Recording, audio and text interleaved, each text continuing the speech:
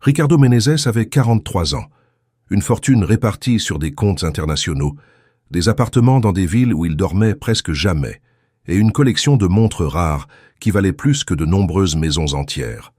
Propriétaire de l'une des plus grandes entreprises de technologie logistique du pays, il avait transformé une petite société de transport héritée de son père en un empire qui opérait sur plusieurs continents.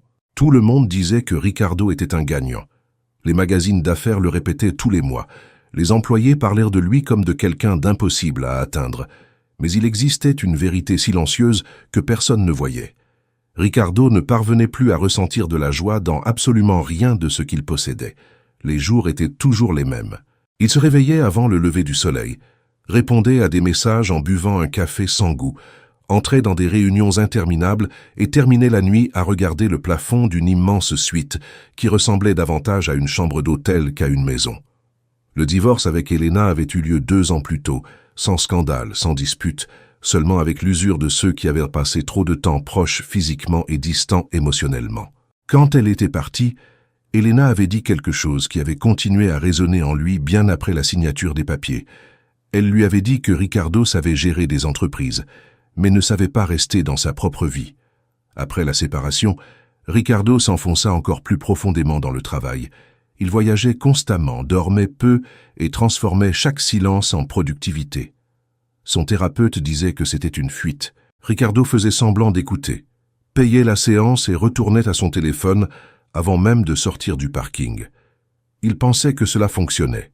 Il pensait que tout contrôler suffisait pour continuer à exister. Un mercredi étouffant de novembre, Ricardo décida de visiter personnellement un chantier d'expansion de l'entreprise dans l'intérieur de São Paulo.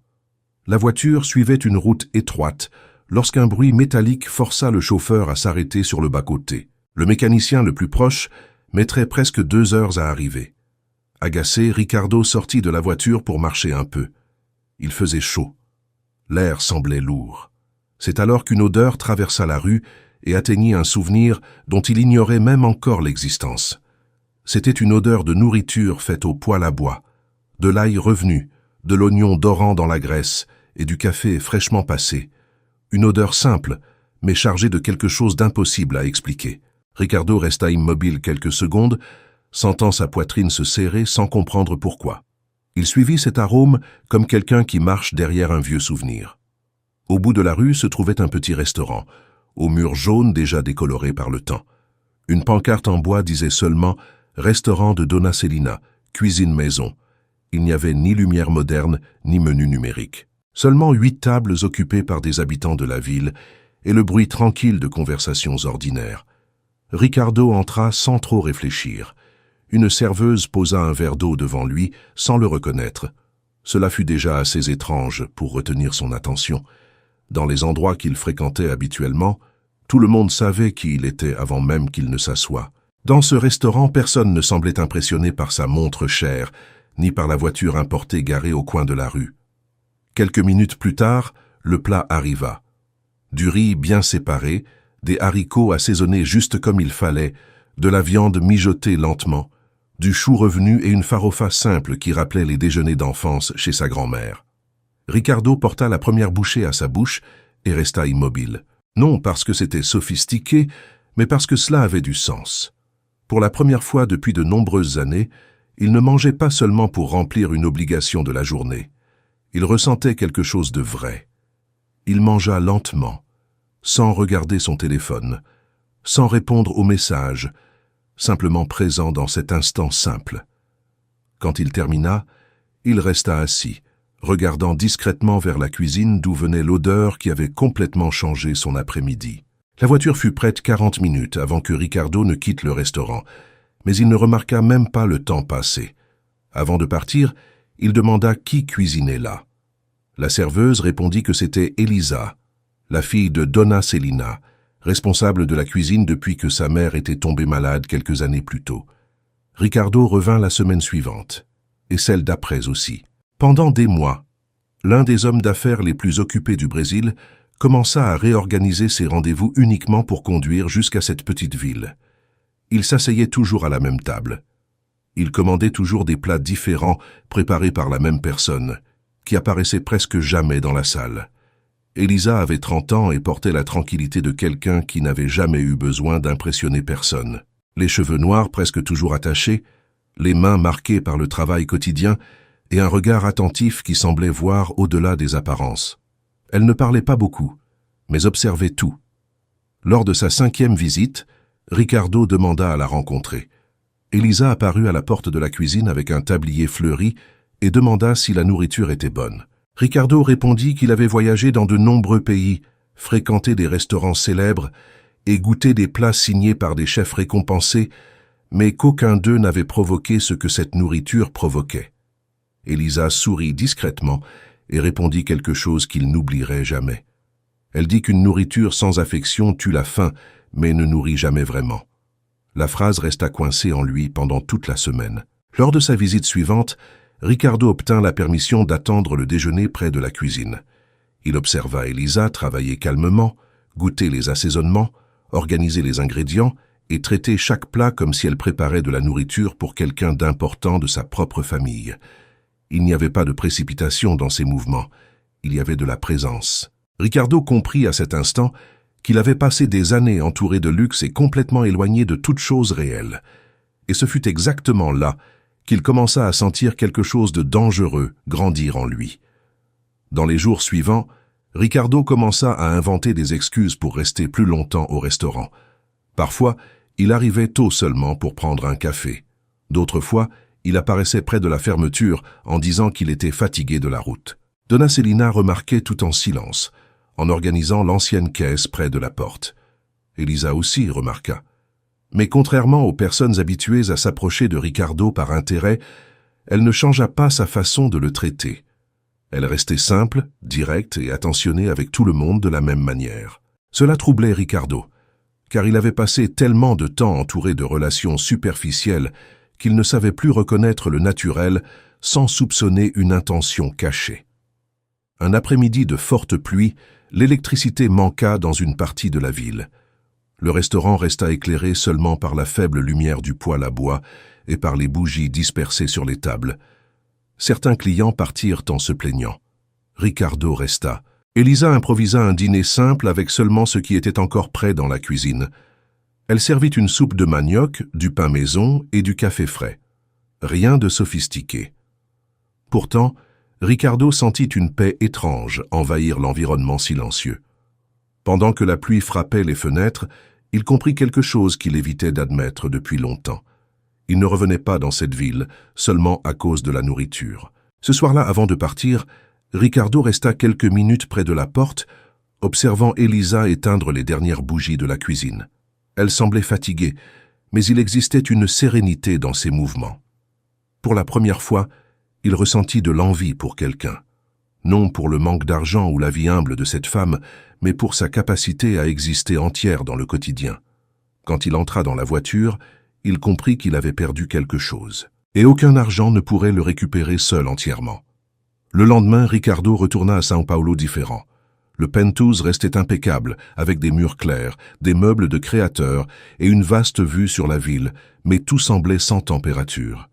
Il marcha jusqu'à la cuisine, ouvrit le réfrigérateur rempli de produits importés et comprit que rien là-dedans n'avait une odeur de vie. Pour la première fois, ce luxe le dérangea. Il essaya de travailler, mais les réunions lui semblèrent lointaines. Pendant que les directeurs présentèrent des graphiques, Ricardo se souvenait de la phrase d'Elisa. « Une nourriture sans affection tue la faim, mais ne nourrit jamais vraiment. » Cela ne parlait pas seulement de nourriture, cela parlait de lui, cela parlait des maisons vides, des conversations pressées, des anniversaires oubliés, des messages répondus trop tard. Cela parlait d'une vie entière fonctionnant parfaitement à l'extérieur et complètement froide à l'intérieur. Cette semaine-là, sa secrétaire, Martha, remarqua qu'il avait annulé 3 engagements importants. Quand elle lui demanda si tout allait bien, Ricardo répondit seulement qu'il avait besoin de respirer. Martha travaillait avec lui depuis 11 ans et n'avait jamais entendu ce mot sortir de sa bouche avec autant de sincérité. Le samedi, il retourna au restaurant de Donna Celina sans prévenir. Il trouva Elisa en train de décharger des caisses de légumes à l'arrière. Sans réfléchir, il retira sa veste chère, retroussa ses manches et prit l'une des caisses. « Ce n'est pas nécessaire, dit-elle, surprise. « Je sais, répondit-il. mais je peux aider. » Elisa observa l'homme pendant quelques secondes, comme si elle essayait de comprendre s'il s'agissait d'une vraie gentillesse ou seulement d'une mise en scène de quelqu'un habitué à obtenir de l'attention. Elle ne dit rien. Elle indiqua seulement une table dans un coin, où les légumes devaient être posés. Ricardo porta des caisses, éplucha des pommes de terre maladroitement et coupa du persil et de la ciboulette de travers, assez pour faire rire Elisa. Pas un rire poli, mais un rire léger, spontané. Il rit aussi, et dans cet instant simple, il ressentit quelque chose qu'aucune négociation millionnaire ne lui avait donné ces dernières années, de la légèreté. Le rapprochement se fit sans hâte. Ricardo ne déclara rien, ne fit aucune promesse, n'offrit aucun cadeau. Il apparut simplement, parfois pour déjeuner, parfois pour aider à la fermeture, parfois pour s'asseoir près de la cuisine et écouter Elisa raconter des histoires de la ville. Elle parlait de sa mère, des anciens clients, des matins de marché, des recettes qu'elle avait apprises enfant. Lui parlait peu au début, car il comprit que presque tout ce qu'il savait raconter concernait le travail, les chiffres et des réussites vides. Avec le temps, cependant, il commença à parler de choses gardées en lui. Il parla de son père rigide, qui lui avait appris que le repos était une faiblesse. Il parla de sa mère, qui faisait du gâteau de maïs le dimanche, et mourut avant de voir son fils devenir riche. Il parla d'Elena sans culpabilité ni orgueil, admettant qu'il avait perdu son mariage non par manque d'amour, mais par manque de présence. Elisa écoutait sans interrompre. C'était nouveau pour Ricardo. Dans son monde, tout le monde attendait que sa parole se termine pour répondre quelque chose d'utile. Elisa, elle, écoutait simplement, et lorsqu'elle parlait, elle disait des choses simples qui atteignaient des endroits profonds. Un après-midi, pendant qu'il lavait des casseroles après le déjeuner, elle demanda « Sais-tu rester en silence sans te sentir en retard ?» Ricardo ne répondit pas, parce que la réponse était non. Peu à peu, cela cessa d'être seulement un enchantement et devint un apprentissage. Il commença à éteindre son téléphone pendant les repas. Il apprit à attendre que les haricots épaississent, sans regarder l'horloge. Il apprit que le pain a besoin de temps pour lever et que certaines personnes aussi. Elisa n'essayait pas de le changer avec des discours. Elle vivait simplement devant lui d'une manière qui montrait, sans l'humilier, combien il avait désappris. Mais en elle aussi il y avait de la peur. Elisa savait qui était Ricardo. Elle savait que des hommes comme lui passaient par de petites villes, s'enchantaient de choses simples, puis retournaient à leur monde brillant quand la nouveauté prenait fin. Elle ne voulait pas être un joli souvenir dans la vie de quelqu'un. Elle ne voulait pas abandonner sa mère, ni transformer son histoire en caprice d'homme riche. Donna Celina comprit le conflit de sa fille avant même qu'elle ne l'avoue. Un soir, pendant qu'elle rangeait les derniers plats, elle dit seulement « Fais attention à ne pas confondre la peur avec la sagesse. » Elisa baissa les yeux. Elle ne répondit pas, mais ses mots l'accompagnèrent. Ricardo, de son côté, prit une décision impulsive. Il voulait emmener Elisa à São Paulo non comme employée, mais comme associée dans un restaurant élégant, avec son nom sur la porte, un investissement complet et la liberté de cuisiner comme elle le souhaitait. Il prépara la proposition avec soin, croyant que ce serait une preuve de respect. Quand il présenta l'idée, Elisa resta silencieuse. Elle n'avait pas l'air heureuse, elle avait l'air triste. « Tu penses encore que tout doit devenir un projet ?» dit-elle avec une délicatesse ferme, même l'affection. Ricardo reçut le coup sans colère. Pour la première fois, il n'essaya pas d'argumenter. Elisa continua en disant que cette cuisine n'était pas petite par manque d'opportunités. Elle était petite parce qu'il y tenait ce qui devait y tenir. La mer, la ville, les souvenirs, les clients qui entraient par leur prénom et ressortaient nourris de l'intérieur. Il comprit qu'il s'était trompé. Non par méchanceté, mais par habitude. Il avait tenté de transformer le sentiment en expansion, le soin en affaires, la présence en plan stratégique. Cette nuit-là, il retourna seul à São Paulo. La route sembla plus longue que jamais. En arrivant, il n'alla pas au bureau. Il entra dans la cuisine du penthouse et essaya de préparer du riz. Il se trompa dans la quantité d'eau, brûla le fond de la casserole et faillit abandonner. Puis il se souvint d'Elisa disant que même la nourriture simple exige de la patience. Il recommença. Dans les jours suivants, Ricardo fit quelque chose qui effraya tout son entourage. Il réduisit son agenda, il délégua des décisions, il refusa des événements, il se mit à cuisiner mal, mais tous les jours. Il appela Elena, non pour reprendre leur relation, mais pour demander pardon vraiment. Elle l'écouta en silence, et pour la première fois depuis le divorce, lui dit qu'il avait l'air humain. Le mot resta en lui comme un cadeau. 2 semaines plus tard, Ricardo retourna à Serra Limpa sans aucune proposition. Il portait seulement un gâteau de maïs de travers, fait par lui, un peu sec sur les bords, mais vrai. Il entra dans le restaurant vers la fin de l'après-midi. Elisa était seule dans la cuisine. Quand elle vit le gâteau, elle sourit avant de réussir à l'éviter. « Il est beau ?» demanda-t-il. « Pas beaucoup », répondit-elle. Ils rirent, tous les deux. Ricardo posa le gâteau sur la table et dit qu'il n'était pas venu acheter, embaucher, convaincre ou résoudre. Il était venu montrer qu'il apprenait. Elisa regarda cet homme si différent du premier jour et comprit que le changement n'était pas dans les mots. Il était dans la façon dont il restait sans exiger de réponse immédiate. Elle coupa une tranche du gâteau, goûta lentement et fit une légère grimace. « Il manque encore du sucre. » Ricardo sourit. « Alors je reviens pour apprendre. » Elisa ne dit pas oui. Elle ne dit pas non non plus. Elle prit seulement un autre couteau, poussa une planche vers lui et indiqua un panier d'oignons. « Alors commence par ici. » Et Ricardo commença. Cette fois, il tint le couteau avec moins de vanité et plus d'attention. Il coupa lentement, encore de travers, encore incertain, mais sans se presser d'avoir l'air compétent.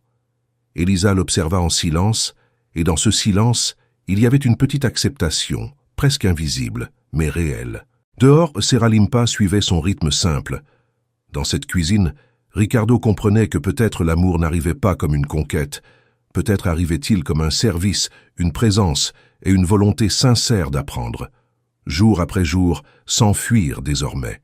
Des mois plus tard, Ricardo ne mesurait plus la vie au contrat signé, mais au matin où il se levait tôt pour aider au restaurant. Il n'avait pas tout abandonné, il avait seulement réorganisé ce qui autrefois le commandait. Elisa continuait d'être Elisa, sans hâte, sans accepter moins que la vérité. Et c'est pour cela qu'il resta. Non parce qu'il pouvait acheter cet endroit, mais parce qu'il avait enfin compris que certaines richesses n'appartiennent qu'à ceux qui apprennent à prendre soin. L'odeur qu'il avait fait s'arrêter sur la route ne lui rendit pas le passé perdu. Elle fit quelque chose de plus grand. Elle apprit à Rodrigo à rester là où son cœur reposait enfin.